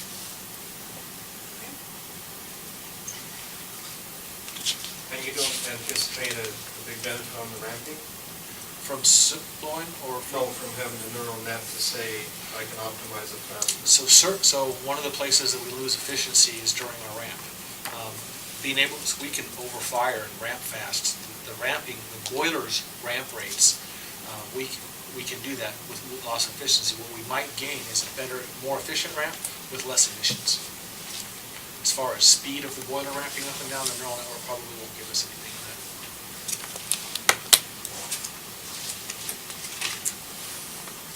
Okay, question 6, does Rocky Mountain Power have any NOx emission rate guarantees with the vendor of the neural net controls? And if so, what is the guarantee? The answer is no. That was the short answer. Okay, 7, what does Rocky Mountain Power share, if any, of the project costs of neural net controls? I think we've laid out what those costs are, and we will be providing the instrumentation costs. Question 8, please provide more details of the advanced combustion controls, this SNCR reduction to low-cost catalyst and being investigated expected max emission rates. Well, the answer is we don't know, and that's kind of where we want to go through this RFP process. Please elaborate on the likelihood that these pollution control technologies can consistently achieve the NOx emission limit set by EPA at .07. We don't know. Some have suggested, especially on the the SCR, slipstream SCR, potentially could get you to .07, but we don't know what the cost impact of that is. And it's also possible the ozone is another one which is very promising, again, but we don't know what the cost impact of ozone is. But ozone is very expensive as a reagent, and so we're going to have to do a lot of front-end work to get the emissions rate down before we have to start using ozone to get that sort of tail-end treatment.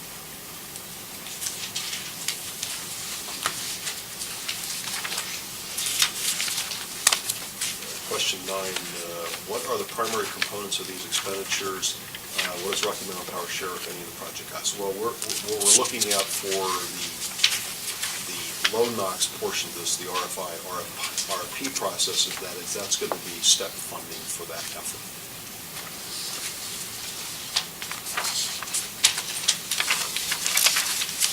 The direct testimony of Dr. Andrews. We'd like to meet this Dr. Andrews guy.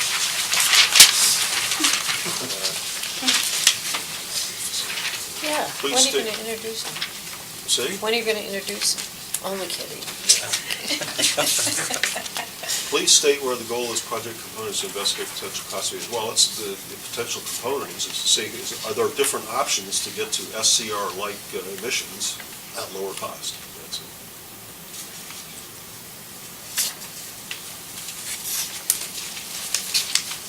Okay, question 11, will Rocky Mountain Power delay engineering procurement installation until it determines whether alternative methods, I think we tandem.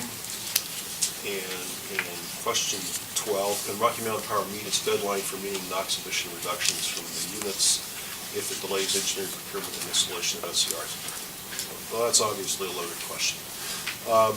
So the answer is that we're going to do what we're required to do and what comes out of our, our discussions with the district court. Irene, you got any more comments on that? We're going to comply. That's the bottom line. So hopefully we've answered, the informal questions that the Sierra Club put together. So that's 40 slides in an hour and a half. 2 hours. Oh, jeez. Okay. So, did you say that? We're done. Some of the studies on the.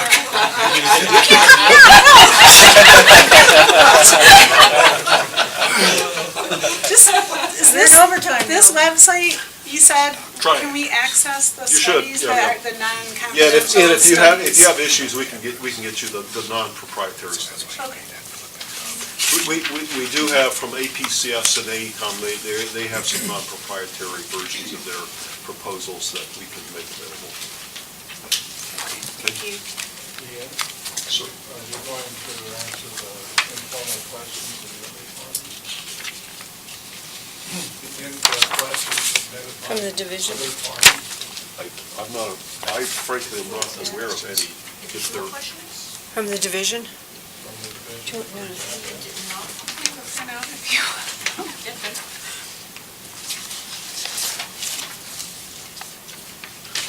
well, I hate to be caught off guard, but I was caught off guard. You apparently didn't get them. Say again? You apparently didn't get them. I didn't get the memo. Well, We tried to comply. Chuck, we will not be answering your informal questions today.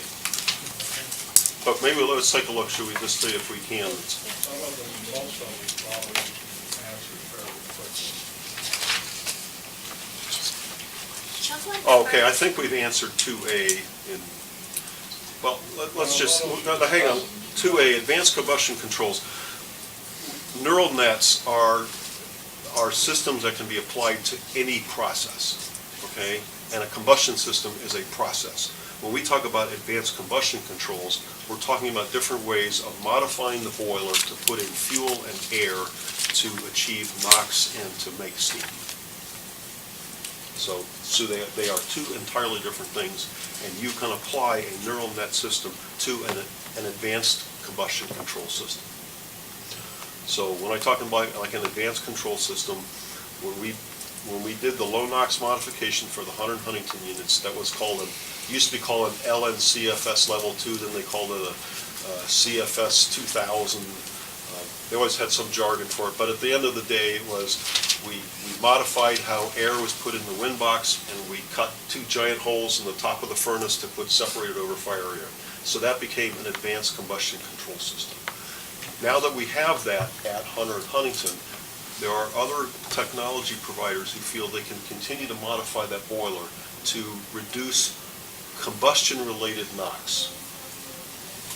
So a quick high-level explanation is a neural network is basically a computer system program that will operate some controls, and the advanced combustion controls are actual. You could call it the hardware if you'd like. Well, there's the physical modifications to the boiler. But even if you have the physical modifications, it still needs a control system to tell it what to do. The neural network is the control And system. the neural, yes, Because even in the combustion control system, the OEM or the designer of that combustion control system, he will have his own design on how that system should be operated, how the damper should be moved, what position it is. The neural net you can kind of look at as being a tuning device on top of that, on that control It's system. an optimizer. It's an optimizer. Okay. Okay, so I guess we move on down the list.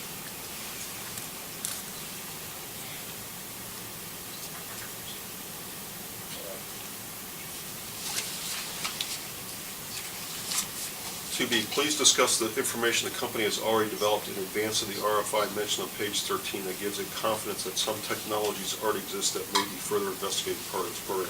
Well, that's going to be part of the process of the RFI is to actually get those responses. The RFI process is to identify technology providers and where necessary, kind of put technology providers together. And a classic example of that is with Fuel Tech, who is an SNCR provider, and they've gotten, together with RV Industries, who's a combustion they do combustion mods. So, yeah, we will want to know that at the end of the day, that they can meet some commercial obligation to meet a certain NOx emissions level. But for pure research kind of things, let's say if we're going to do a test of ozone, where we're going to do a slipstream, it's going to be a test. It's going to be a research test. I guess one of the questions I have that comes from your slide is you talked about having, on the fourth slide, you talked about having multiple workshops at different locations. So you've already had a series, I guess. We've had essentially two areas of workshops. We've had essentially workshops, which was our clean coal research team, which was all of the participants we've mentioned. We've probably had 7, I think. And we've had a series of webinars, which I think we've had 5 today. And we'll probably have a couple more of those. And then we will sort of issue an RFI based on some of the technology providers out there that have kind of raised their hand or they've approached us, and then to say, hey, what can you do? What's your technology going to consist of? And then we will issue a more formal RFP to sort of kind of weigh that out. And that process is going to take some time. It's going to be vetted by- Because there's a lot of issues to be considered when you go through this process. Well, that was the intent of the question. You have already done extensive investigation.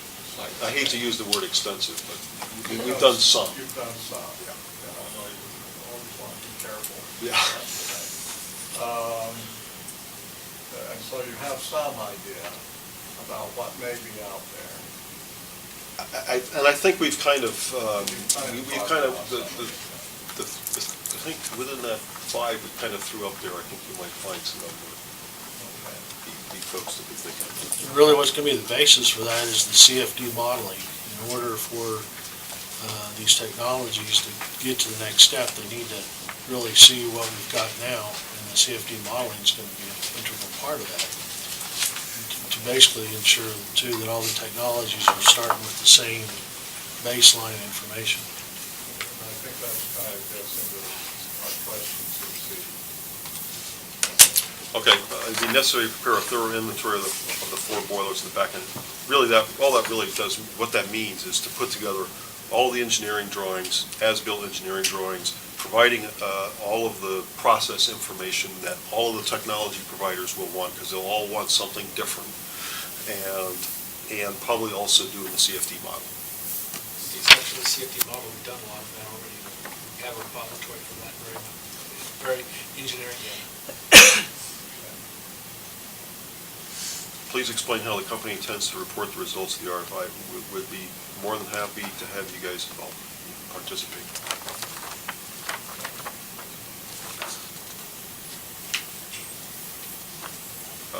As part of the RFI process will be to develop an evaluation criteria for the RFI and the RFP. because of the various issues. Because there's, not only are the technical issues, but there's also the commercial issues of whether or not the company can actually follow through on what they say they can do. So I guess the point is on that letter, the point is that if someone comes to you with a technology, that there's no way they could implement it on a plant-like scale, then you're not interested. That's the problem. And we've had a couple. Kind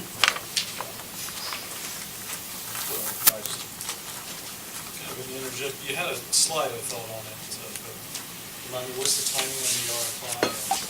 We'd like to do it in the first 6 months, RFI, RFP, in the first 6 months of 2017. And that includes choosing the technology you're interested in? We can.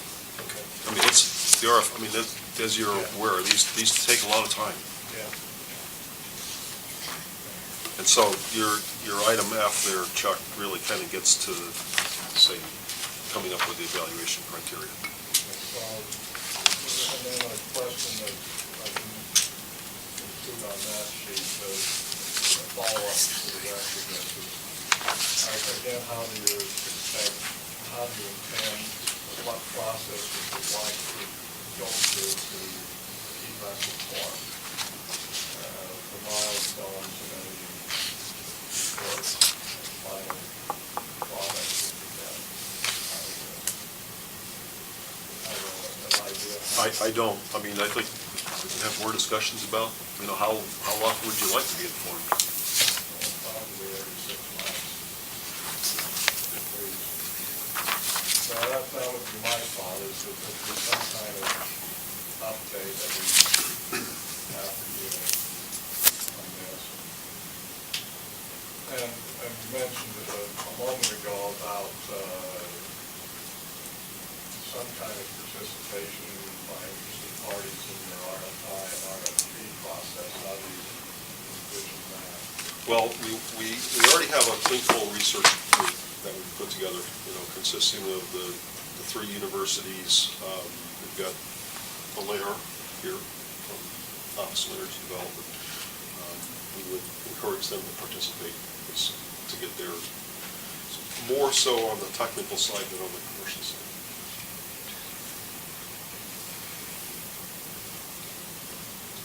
Would the RFI and the RFP be filed in this docket as informational? I'm the wrong guy to answer that question. I think it would depend on whether, probably as a confidential document, yes. I don't think it would be filed as a public document in this docket. It's not something, it's something we could respond to in data request, I think.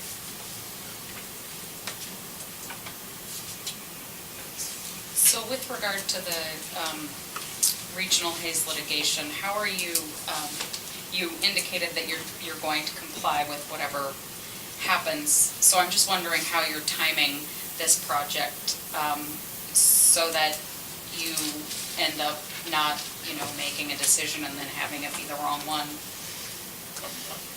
I'm on the wrong page for that question. So you're just proceeding, you're just full speed ahead. He's been given an assignment by.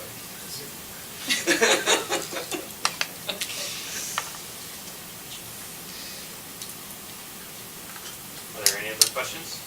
One more. Who's going to be performing the computational fluid dynamic model? Is it in-house? Who would do it? Yeah, who would do it?